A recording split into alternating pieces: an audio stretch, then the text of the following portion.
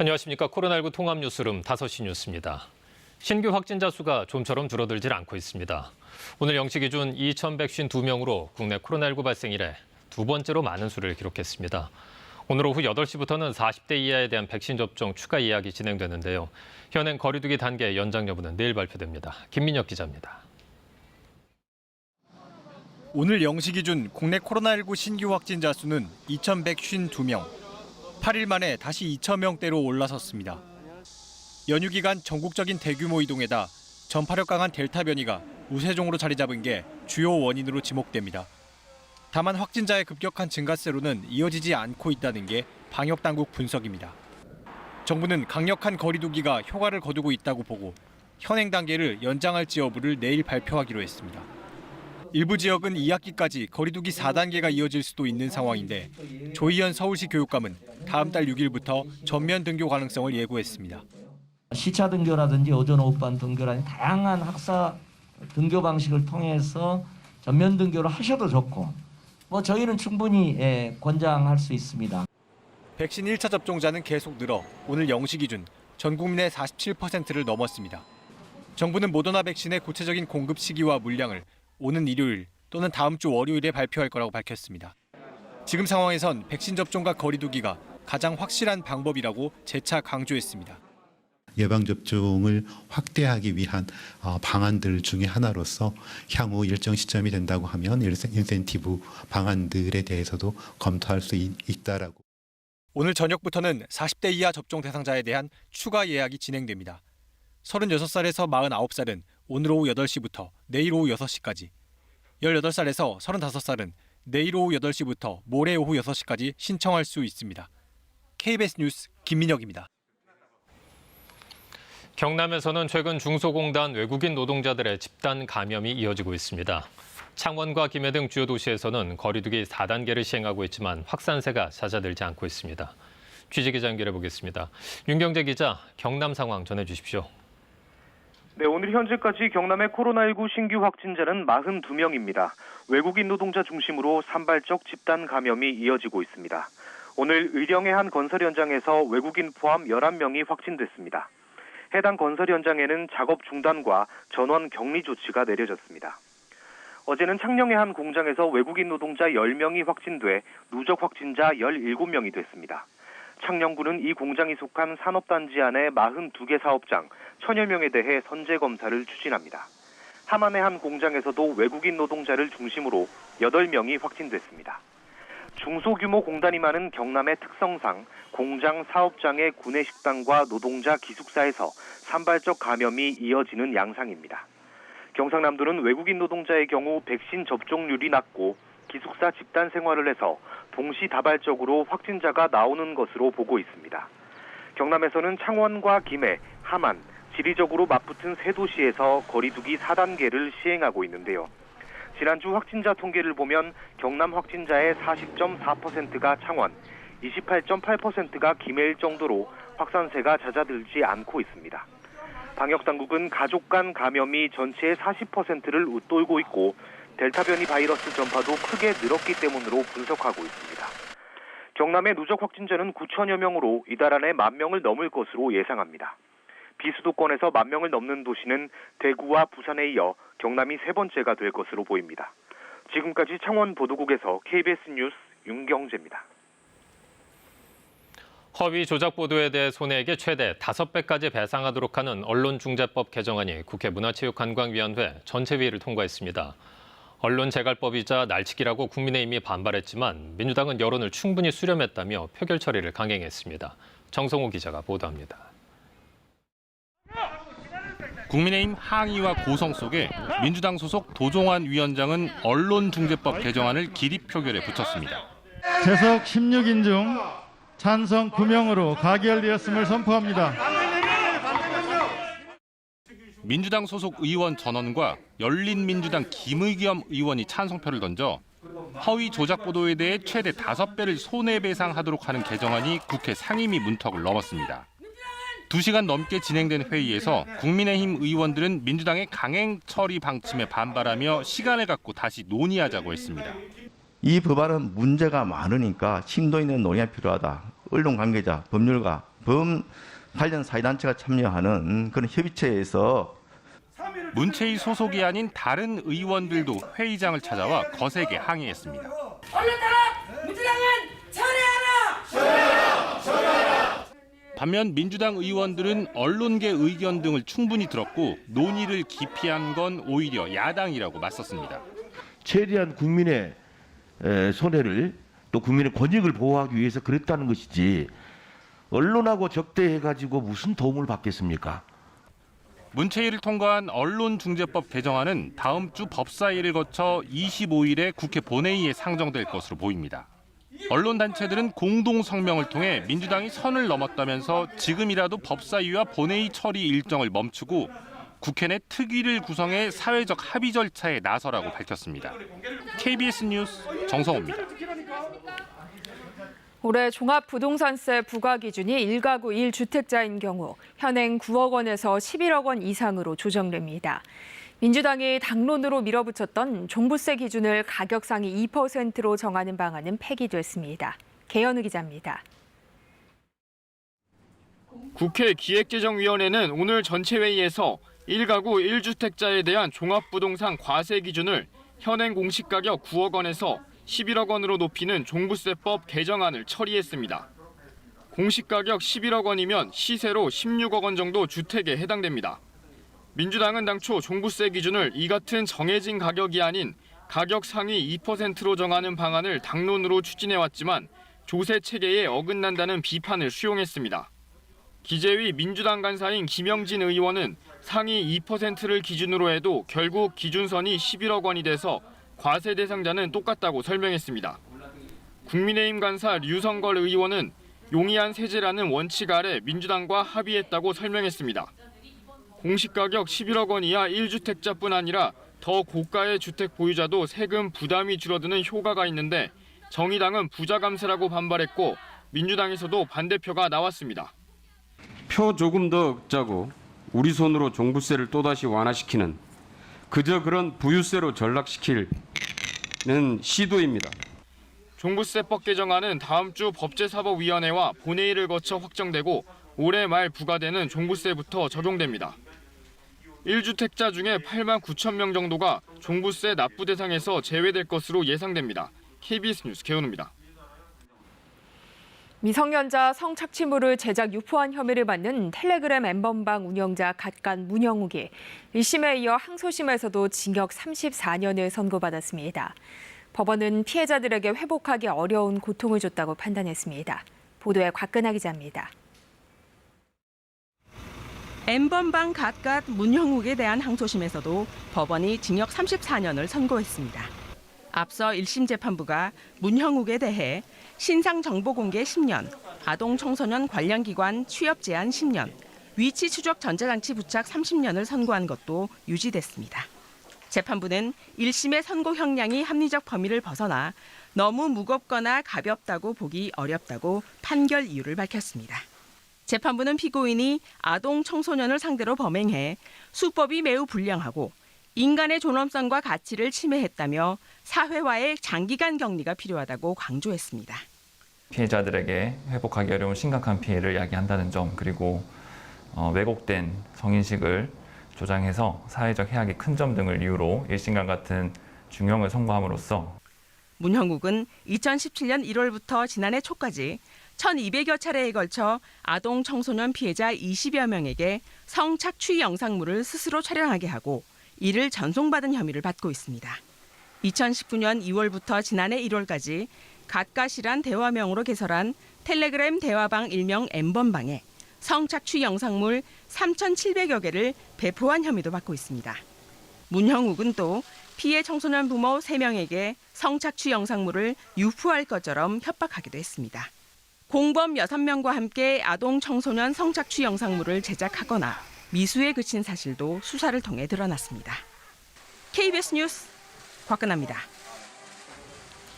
이른바 부모 찬스로 고가의 집을 사면서 세금을 탈루한 혐의가 있는 20대 이하 젊은 층에 대해 국세청이 세무조사에 착수했습니다.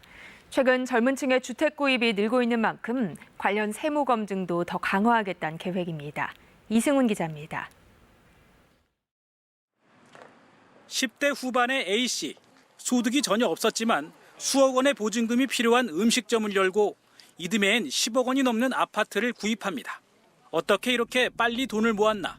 국세청이 들여다봤더니 가게 창업 자금과 주택 구입 자금 모두 고액 자산가인 아버지에게서 나온 돈이었습니다. 이 과정에서 증여세 신고는 없었습니다. 개발 예정 지역에서 수억 원짜리 빌라를 취득한 20대 초반의 B씨. 소득은 어머니가 운영하는 사업장에서 받은 연간 몇백만 원이 전부였지만 자금 조달 계획서에는 억대의 자기 자금이 있다고 써냈습니다. 국세청이 추적해봤더니 역시 아버지에게서 몰래 증여받은 돈이었습니다.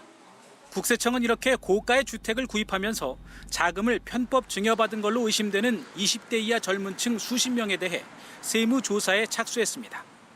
대다수가 경제활동 전이거나 자산 형성 초기여서 주택 취득에 필요한 자금 여력이 없는 경우가 많으며 분석 결과 취득 자금을 증여받은 혐의가 다수 확인되었습니다. 국세청은 최근 주택 거래량은 감소 추세지만 20대 이하 젊은 층의 구입 비중은 크게 늘고 있다며 관련 세무 검증을 강화하겠다고 밝혔습니다. 또 부모가 세금을 피하기 위해 자녀 명의를 빌려 집을 사는 사례도 있는 것으로 보고 조사 범위를 넓힐 계획입니다. KBS 뉴스 이승훈입니다. 코로나19 방역 수칙을 여러 차례 어긴 서울 성북구 사랑제일교회가 폐쇄됩니다. 성북구는 사랑제일교회에 대한 시설 폐쇄가 결정됐다며 폐쇄 명령서를 전달할 예정이라고 밝혔습니다. 시설 폐쇄 명령을 받은 관리자나 운영자는 정당한 사유가 없으면 이에 따라야 하고 위반 시 2년 이하의 징역 또는 2천만 원 이하의 벌금으로 처벌받게 됩니다. 앞서 성북구는 사랑제일교회에 2차례 운영 중단 명령을 내리고 450만 원의 과태료를 부과했지만 교회 측은 모두 응답하지 않았습니다. 지난해와 달리 전 국민 재난지원금이 지급되지 않았던 올해 2분기 가계 평균 소득이 감소하고 특히 저소득층의 소득이 크게 준 것으로 나타났습니다. 고소득 가구와 저소득 가구의 격차도 더 벌어졌습니다. 박예원 기자가 보도합니다. 통계청이 발표한 2분기 가계 동향조사 결과를 보면 2021년 2분기 가구 소득은 428만 7천 원으로 1년 전보다 0.7% 감소했습니다. 가계가 실제로 벌어들이는 근로소득과 사업소득은 증가했지만 재난지원금 등 이전 소득이 28.6%나 줄어든 영향입니다.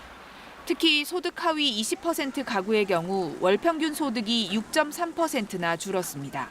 상위 20%가 1.4% 증가한 것과 대비됩니다. 통계청은 하위 20% 가구의 경우 전체 소득에서 재난지원금 비중이 큰 만큼 소득 감소가 더 뚜렷하게 나타났다고 설명했습니다. 상위 20%의 경우 이전 소득은 줄었지만 이자, 배당 등의 재산 소득이 127.7% 증가했습니다. 이에 따라 상위 20%와 하위 20% 가구의 격차를 나타내는 지표인 5분위 배율은 1년 전보다 더 악화됐습니다. 가계의 소비 지출은 1년 전보다 3.8% 증가한 247만 5천 원으로 나타났습니다. 식료품과 주거, 보건 등이 증가했고 교육비의 경우 31.1%나 급증했습니다. 코로나로 사교육까지 멈춰섰던 1년 전과 달리 학원이 온라인 등으로 수업을 재개하면서 학원, 보습교육 지출이 늘어나섭니다. 비소비 지출 역시 4.6% 늘었는데 이 가운데 건강보험, 고용보험이 포함되는 사회보험료가 9.1% 증가했습니다. 재산세가 들어가는 경상조세 역시 14.3% 늘었습니다. 소득은 줄어든 반면 지출은 이처럼 늘어나면서 가계의 흑자액은 97만 9천 원, 1년 전보다 13.7% 감소했습니다. 통계청은 이번 통계에 대해 코로나19 4차 확산 영향이 나타나기 이전 결과로 강화된 사회적 거리 두기는 다음 분기에 영향을 줄 것으로 본다고 설명했습니다. KBS 뉴스 박예원입니다. 아프가니스탄 장악 후 첫 기자회견을 통해 탈레반은 변화와 포용을 강조했지만 현실은 이와 달랐습니다. 시위대를 향해 총을 쏘는가 하면 공항에서는 총소리가 계속 들려오는 등 혼란 상황에서 시민들의 공포심은 되살아나고 있습니다. 두바이에서 우수경 특파원입니다. 아프가니스탄 국기를 든 사람들이 거리에 가득합니다. 탈레반의 아프간 국기 철거에 항의하는 사람들입니다. 갑자기 들리는 총소리에 시위대는 동요합니다.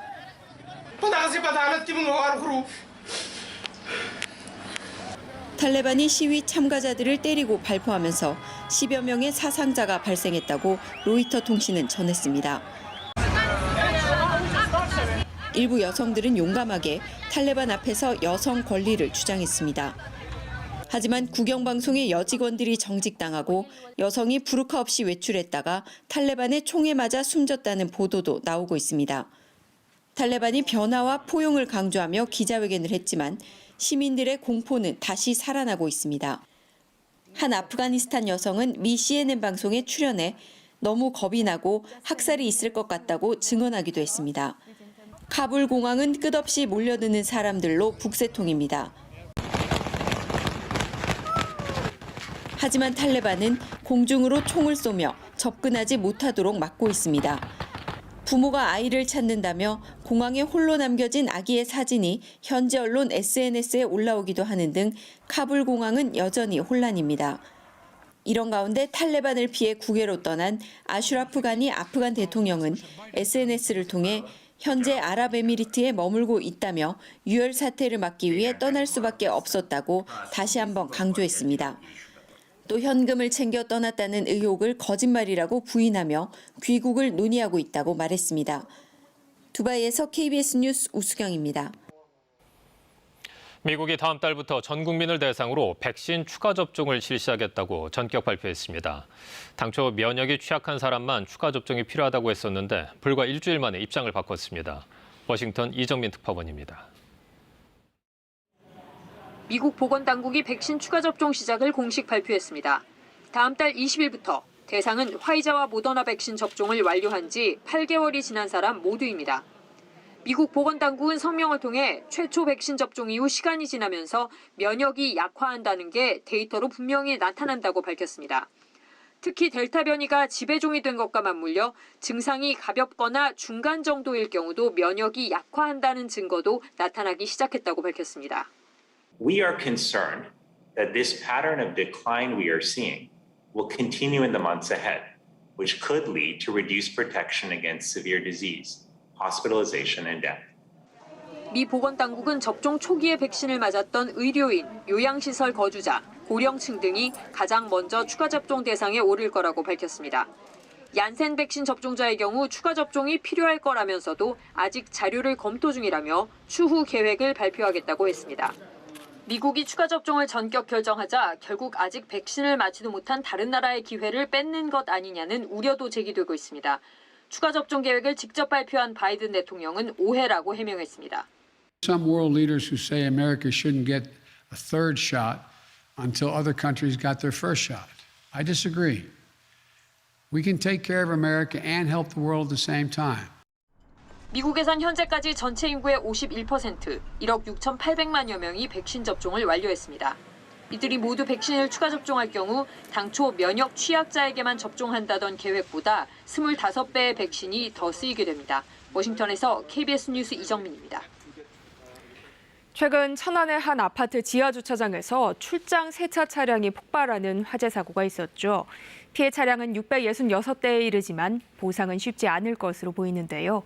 이번 사고를 계기로 출장 세차 차량에 대한 관리 감독이 시급하다는 지적이 나옵니다. 정지주 기자입니다. 차는 주차장에 세워두면 됩니다. 세차 차량이 출장을 오니까요. 고온의 증기로 묵은 때를 닦아줍니다. 자, 요즘은 스마트폰 앱을 이용해서 비대면으로도 신청이 가능합니다. 그래서 이용자 수가 많아졌다는데 그런데 최근 그 출장 세차 차량에서 폭발과 함께 큰 불이 났습니다. 충남 천안에서였는데요. 승합차에서 폭발이 나더니 불꽃이 터집니다. 놀란 운전자가 차에서 내려 우왕좌왕하는 사이 차량 전체가 화염에 휩싸입니다. 이 불로 운전자가 온몸에 화상을 입었고요. 주민 10여 명이 연기를 마셔서 병원 치료를 받았습니다. 경찰과 소방당국은 초기 조사에서 지하 주차장에 있던 출장 세차 차량 폭발로 화재가 발생한 것을 확인을 했습니다. 그리고 어제는 관계기관들의 2차 합동 감식이 열렸습니다. 세차 차량의 LP 가스통과 설비 그리고 주차장 스프링클러 등을 확인한 걸로 전해졌습니다. 피해는 어떨까요? 불이 난 시각이 밤 11시쯤이거든요. 늦은 밤이었습니다. 지하 주차장은 차들로 빼곡했습니다. 그래서 차량 피해가 큰 상태입니다. 다 탔거나 일부 탔고요. 그을음 등의 피해도 상당합니다. 그 대수가 666대에 이릅니다. 이 가운데 470대 정도가 자동차 보험사에 피해를 접수를 했는데 그 가운데 40%가 고가의 수입차로 알려졌습니다. 지하주차장 배관과 전기설비 등 시설물 피해도 큰 상태라죠. 소방당국에서 피해 금액을 19억 원 정도로 추산했지만 실제로는 100억 원에 이를 수 있다는 얘기도 나오고 있습니다. 하지만 보상 과정이 순탄치 않을 거라는 게 보험업계의 전망입니다. 일단은 출장 세차 차량에 가입한 자동차 보험의 대물 한도 때문인데요. 그게 1억 원입니다. 턱없이 부족하죠. 차량 피해를 입은 분들도 일단은 본인의 자차 보험으로 해결을 하겠지만은요. 그거 가입을 안 했다면은 그때부터 또 어려워집니다. 이 경우 피해자가 직접 비용을 들여서 우선 수리를 한 뒤에 운전자와 세차 업체에 구상권 등을 청구를 할 수 있다는데요. 업체 규모 등으로 볼 때 비용 회수가 어려울 거라는 게 보험업계의 설명입니다. 한편 이 출장 세차 차량 안에는요. 스팀 기기라는 게 들어있다는데요. LP가스로 물을 데워서 고온 고압의 증기를 만들어 차를 닦는 방식인데 가열 장치가 있는 만큼 폭발 위험이 늘 있습니다. 이번 사고도 그랬고요. 지난 5일에는 서울역 주차장에서도 이 스팀 세차기가 폭발을 했습니다. 건물 유리창이 깨져서 시민 1명이 다치기도 했는데요. 문제는 이 스팀 기기와 관련한 규제가 딱히 없다는 겁니다. 제조업자들도 이거는 만들기만 하면 팔 수 있다 이렇게까지 얘기를 한다는데요. 이거를 주로 쓰는 출장 세차 업체에 대한 관리 감독이 제대로 이루어지지 않고 있습니다. 세차장의 경우 폐수 등이 발생하다 보니 자치단체 허가를 받아야 하지만 스팀 기기를 쓰는 출장 세차는 폐수 발생이 없으니 해당 사항이 없다죠. 푸드트럭처럼 LP가스를 사용하지만은 차량을 개조한 게 아닙니다. 적재물 형태로 운영되다 보니까 교통안전공단의 허가도 필요가 없다는데요. 전문가들은 스팀 기기는 물론 출장 세차 업체에 대한 관리 감독이 시급하다고 지적을 합니다. 한편 소방당국은 국과수의 정밀 감식 결과를 받은 뒤에 조사 결과를 발표하겠다고 밝혔습니다. KBS 뉴스 정지주입니다. 현대제철이 불법 파견을 해소하기 위해 자회사를 세워 사내 하청 노동자 7천여 명을 채용하기로 했지만 진통은 계속되고 있습니다. 이에 반대하는 국민청원이 등장하는가 하면 자회사 채용에 응한 직원들과 잔류한 직원들과의 마찰도 커지고 있습니다. 서영준 기자입니다. 금속노조 현대제철 비정규직 지회는 자회사를 통한 사내하청 비정규직 노동자 채용을 중단하라고 거듭 촉구했습니다. 자회사 채용은 불법 파견 소송에서 졌을 경우 직접 고용을 피하기 위한 꼼수라며 채용 과정에서 소송 취하서를 요구한 게 그 증거라는 겁니다. 입사를 하게 되면 그냥 입사 지원서만 받지 소송 취하서하고 부재소 동의서를 받는 기업이 없거든요. 어제와 오늘 32시간 파업도 벌였습니다. 현대제철 자회사가 사내하청 노동자 채용에 나선 뒤 39개 협력업체들과의 임단협에 차질이 생겼기 때문입니다. 자회사 설립에 반대하는 국민청원도 등장했습니다. 현대제철 당진 공장에서 12년째 근무 중인 비정규직이라고 밝힌 청원인은 현대제철의 자회사 고용은 간판만 바꿔단 불법 파견이라고 주장했습니다. 계속되고 있는 이런 반발에도 불구하고 현대제철은 본래 일정대로 다음 달 초 자회사를 출범시킬 계획이라고 밝혔습니다. 자회사 출범이 다가오면서 전체 채용 대상 7천여 명 가운데 채용에 응한 2,600여 명과 잔류한 노동자 사이의 마찰도 커지고 있습니다. 3건 정도의 고소고발이 진행이 좀 되고 있고 이제 배신자라든지 이런 이야기도. 이런 분위기 속에서 자회사가 출범할 경우 불법 파견을 온전히 해소하지 못한 채 노노 갈등이란 새로운 불씨를 안게 될 것으로 보입니다. KBS 뉴스 서영준입니다. 중소벤처기업부는 소상공인을 위한 재난지원금인 희망회복자금이 지급 이틀째였던 어제까지 모두 107만 개 사업체에 2조 6천억 원이 지급됐다고 밝혔습니다. 이는 1차 신속지급 대상자의 80.4% 수준으로 이전의 소상공인 재난지원금보다 지급이 빠르게 진행되고 있다고 중기부는 설명했습니다. 신청 사흘째인 오늘부터는 사업자 등록번호 홀짝수 구분 없이 소상공인 누구나 홈페이지에서 24시간 신청할 수 있습니다. 이어서 오늘의 주식 시황을 KB증권에서 전해드립니다. KB증권입니다. 투자 심리가 위축되면서 국내 증시가 저조한 흐름을 보인 하루였습니다.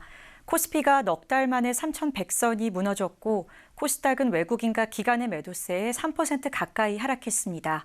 오늘 코스피는 61.1포인트 하락한 3,097.83에 코스닥은 29.93포인트 내린 991.15에 마감됐습니다.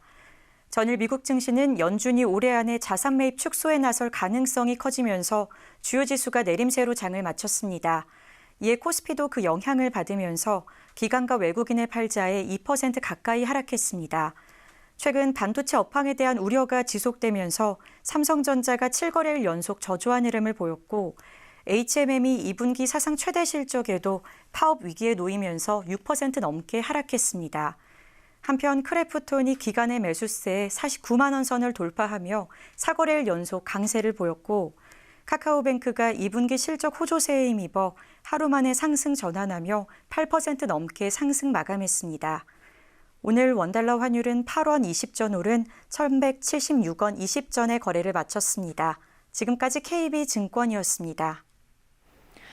현재 동해안 지역으로는 비가, 그 밖에 내륙 지역에서는 소나기가 내리고 있습니다. 일단 동풍의 영향을 받는 동해안 지역에서는 오늘 저녁까지 비가 내릴 것으로 보입니다. 한편 대기가 불안정해지면서 곳곳에 소나기 구름이 만들어졌는데요. 특히 지금 호남 지역을 중심으로 시간당 30mm 안팎의 세찬 빗줄기가 집중되고 있고요. 광주와 제주도, 울릉도, 독도에는 호우특보까지 발효 중입니다. 오늘 밤까지 경기 남부와 충청, 호남과 영남 서부 내륙 지역에서 소나기가 내리겠습니다. 특히 호남 지역을 중심으로 시간당 30mm 안팎의 세찬 소나기가 쏟아지는 곳이 있겠고요. 일부 내륙에서는 우박이 떨어질 가능성도 있습니다. 내일도 전국에 가끔 구름만 끼는 가운데 중부 내륙, 충청, 그 밖에 내륙 지역에서도 소나기가 내리겠습니다.